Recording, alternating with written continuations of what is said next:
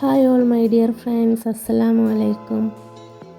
അപ്പോൾ നമ്മൾ ഇന്ന് തയ്യാറാക്കാൻ പോകുന്നത് ഒരു സിമ്പിളായിട്ടുള്ള ഉണക്കമാങ്ങ ചമ്മന്തിയാണ് കേട്ടോ. കുറച്ച് നാളായിട്ട് ഞാനിവിടെ കുറച്ച് മാങ്ങ ഉണക്കി വെച്ചിട്ടുണ്ടായിരുന്നു, ഉപ്പൊക്കെ ഇട്ടിട്ട്. അപ്പം നമുക്ക് ഇത് വെച്ചൊരു കിണ്ണം കാച്ചി ചമ്മന്തി അരച്ചാലോ. അപ്പോൾ നമുക്കൊരു മിക്സിയുടെ ജാറിലോട്ട്, ചെറിയ ജാറിലോട്ട് ആവശ്യത്തിന് തേങ്ങ എടുക്കണം. നിങ്ങൾക്ക് എത്ര അളവ് വേണോ അതനുസരിച്ച് തേങ്ങ എടുക്കുക. കൂടുതൽ വേണമെങ്കിൽ കൂടുതൽ തേങ്ങ എടുക്കുക. അതിലോട്ട് നമ്മുടെ എരിവിന് ആവശ്യമായിട്ടുള്ള പച്ചമുളകോ വറ്റൽമുളകോ നിങ്ങളുടെ ഇഷ്ടം, ഏതായാലും കുഴപ്പമൊന്നുമില്ല. ഇനി നമുക്ക് വേണ്ടത് കുറച്ച് ചെറിയ ഉള്ളിയാണ്, അപ്പോൾ അത് ചേർക്കാം. ഇനിയും കൂടുതൽ ചേർക്കാമെന്നുള്ളവർക്ക് കൂടുതൽ ചേർക്കാം കേട്ടോ. ഇനി നമുക്കൊന്ന് അരച്ചെടുക്കാം, ജസ്റ്റ് ഒന്ന് ചതച്ചെടുത്തിട്ടേ ഉള്ളൂ.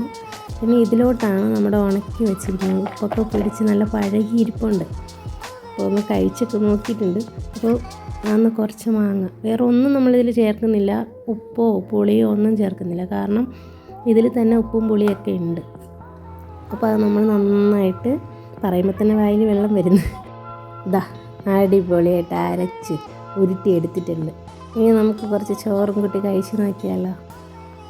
ഇതാ അങ്ങനെ കുറച്ച് ചോറും ചമ്മന്തിയൊക്കെ എടുത്തിട്ടുണ്ട്. കഴിക്കാൻ റെഡിയായിട്ട് നന്നായിട്ട് കുഴച്ച് മിക്സ് ചെയ്ത് ഇതാ കഴിക്കാൻ പോവാണ്.